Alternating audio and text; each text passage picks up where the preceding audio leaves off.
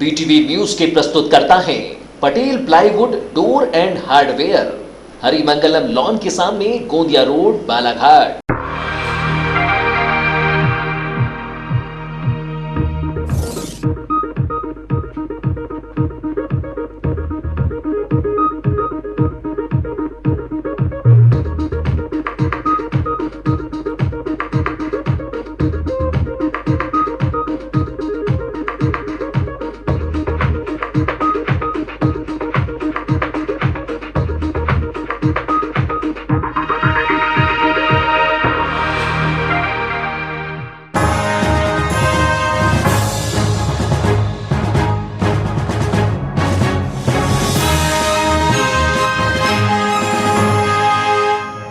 नमस्कार, आप देख रहे हैं बीटीवी बुलेटिन। मैं हूं माधुरी कटरे ब्रह्म। सबसे पहले नजर आज की कुछ खास खबरों पर। तो अंतर्राज्यीय ठगों के 18 राज्यों में फैले नेटवर्क के बाद ऑनलाइन धोखाधड़ी और ठगी के तरीकों को लेकर सावधान रहना आम जनों के लिए बेहद जरूरी है।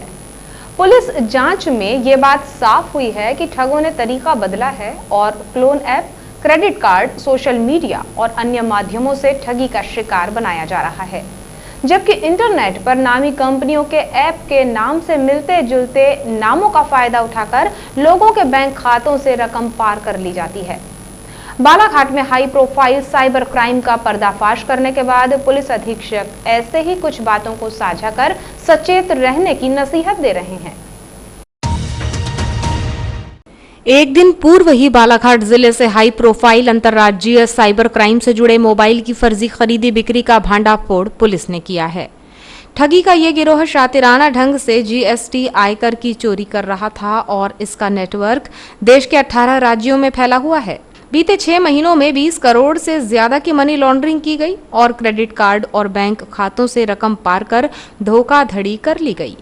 बालाघाट पुलिस ने मुख्य सरगना तक पहुंच बनाई और पूरे मामले से पर्दा उठाते हुए एक बड़े नेटवर्क का राज फाश किया।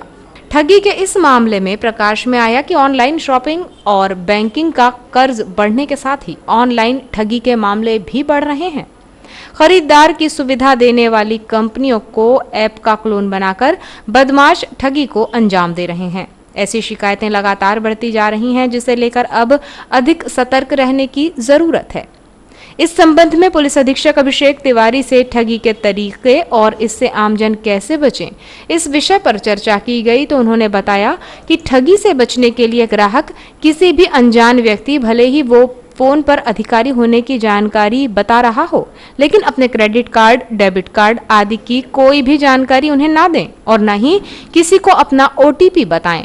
पुलिस अधीक्षक तो यहाँ तक कहते हैं कि कोई खाता धारक अपने परिवार के अन्य सदस्यों को भी सीक्रेट कोड साझा ना करें, क्योंकि हो सकता है उनके द्वारा अनजाने में किसी को ये जानकारी दे दी जाए। अधिक जरूरी है कि गोपनीय कोड अपने तक ही सीमित रखा जाए। 3 स्ट्रेटजी के सबसे पहला ये है कि अवेयरनेस, कि यदि आम आदमी में सभी में जागरूकता हो कि इस तरह का कोई फेक फाइनेंशियल डिटेल्स हमसे पूछ रहा है या हमारे बैंकिंग क्रेडेंशियल्स पूछ रहा है, तो उसे बताना नहीं है, क्योंकि बैंक कभी भी आपसे ओटीपी या आपके अकाउंट डिटेल्स नहीं पूछता है। ये एक अवेयरनेस ड्राइव मीडिया के माध्यम से भी मैं अपील करूँगा कि अवेयरनेस ड्राइव सबसे पहला स्टेप है, जिससे कि वो फ्रॉड होगा ही नहीं। परंतु यदि कभी ऐसा हो भी जाता है तो फिर उसको इन्वेस्टिगेट करना। पुलिस अधीक्षक ने बताया कि ठगी करने वाले लोग किसी भी वेबसाइट से नाम से मिलती जुलती दूसरी साइट बना देते थे या फिर ऐसे ही किसी ऐप के माध्यम से जुड़ने की कोशिश करते हैं। सोशल मीडिया भी इनके लिए फायदेमंद होता है। यहाँ कई सोशल नेटवर्किंग साइट्स पर कुछ लिंक भेजकर इसके जरिए भी रकम उड़ाने का प्रयास होता है। उन्होंने बताया कि अत्याधुनिक तकनीक से लैस होते साइबर युग में ऐसी शिकायतें लगातार बढ़ती हैं, जब कोई ये कहता है कि किसी ने फोन पर जानकारी लेकर खाते से रकम उड़ा ली। पुलिस अधीक्षक आगे बताते हैं कि आपकी धनराशि एक लॉकर है और जानकारी उसकी चाबी। जब तक आप जानकारी साझा नहीं करेंगे तब तक आपका रुपया सेफ है, और जैसे ही आप इंटरनेट या अन्य जगह पर अपनी गोपनीय जानकारी देते हैं तो वो ठगों तक पहुंच जाती है और संभव है कि वो आपकी मेहनत की रकम उड़ा लें। ऐसी परिस्थिति से बचने के लिए पुलिस अधीक्षक सलाह देते हैं कि सतर्क रहें और जब भी कोई ऐसे कॉल आए तो उसे गंभीरता से ना लें और कुछ गलत होने का अंदेशा हो तो तुरंत पुलिस को सूचित करें। उसमें हमारा सभी जितने लॉ इन्फोर्समेंट एजेंसीज़ का जो आपने देखा ये जॉइंट ऑपरेशन था, एक इंटर स्टेट ऑपरेशन था और सभी के सहयोग से, सभी के कोऑर्डिनेशन से ही सफलता मिली है। उस कारण से दूसरा स्टेप हमारा यही है कि किस तरह से इस कोऑर्डिनेशन को और बेहतर बनाया जाए, जिससे कि इस तरह के और बड़े बड़े नेटवर्क्स को ध्वस्त किया जाए। तीसरा एक और जो और मुख्य है कि हम लोग और पूरा जैसे मध्य प्रदेश पुलिस और अन्य state police, law enforcement agency इस बात पे भी प्रयास कर रहे हैं कि कैसे इस जो नेटवर्क को प्रीएम्प्टिवली ध्वस्त किया जाए, कि ये घटना होने से पहले ही इनको पकड़ा जाए। तो उस चीज़ में भी जो टास्क फोर्स है, उस चीज़ में हमारा जो साइबर सेफ का पोर्टल है और उससे जनरेटेड जितनी भी हमारी डिटेल्स हैं, जो जानकारी इंटेलिजेंस इनपुट है, उसका बहुत बड़ा योगदान होने की इसमें हम उम्मीद कर रहे हैं और हमारी तरफ से भी इस पूरे अभियान में पूरा एफर्ट रहेगा। आप सभी से भी अपील करता हूँ कि इस अवेयरनेस को फैलाएं और इस बारे में यदि कोई जानकारी आपके पास हो तो कृपया अपने ज़िले की पुलिस को सूचित करें। बोलबम कृषि सेवा केंद्र रिसेवाड़ा के संचालक विश्वनाथ गुप्ता पर अवैध रूप से धान बीज का संग्रहण करने और विक्रय करने के कारण अत्यावश्यक वस्तु अधिनियम के अंतर्गत थाना बहेला में उनके विरुद्ध एफआईआर दर्ज की गई है।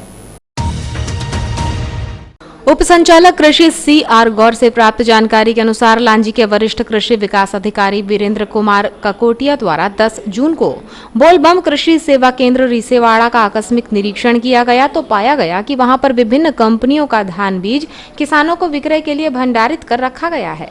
इस प्रतिष्ठान के संचालक विश्वनाथ गुप्ता से धान बीज विक्रय करने का लाइसेंस मांगा गया तो उनके पास लाइसेंस नहीं पाया गया। इस पर दुकान की जांच की गई तो वहां पर 1712 किलोग्राम धान बीज का भंडारण पाया गया, जिसे जब्त कर लिया गया है। बोलबम कृषि सेवा केंद्र रिसेवाड़ा के संचालक विश्वनाथ गुप्ता द्वारा बीज का नियंत्रण आदेश का उल्लंघन कर बगैर लाइसेंस के धान का बीज विक्रय करने के कारण उसके विरुद्ध अत्यावश्यक वस्तु अधिनियम के अंतर्गत बहेला थाने में एफआईआर दर्ज कराई गई है।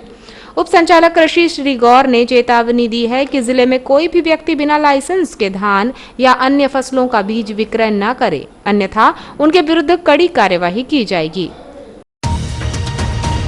कोरोना वायरस संक्रमण से बचाव के लिए बालाघाट जिले में 18 वर्ष से अधिक की आयु के लोगों का तेजी से टीकाकरण किया जा रहा है। बालाघाट जिला कोविड वैक्सीन टीकाकरण के मामले में प्रदेश के अग्रणी जिलों में शामिल है। जिला टीकाकरण अधिकारी डॉक्टर परेश उपलब्ध ने बताया कि जिले में 16 जून तक 2,96,000 लोगों को कोविड वैक्सीन का टीका लगाया जा चुका है।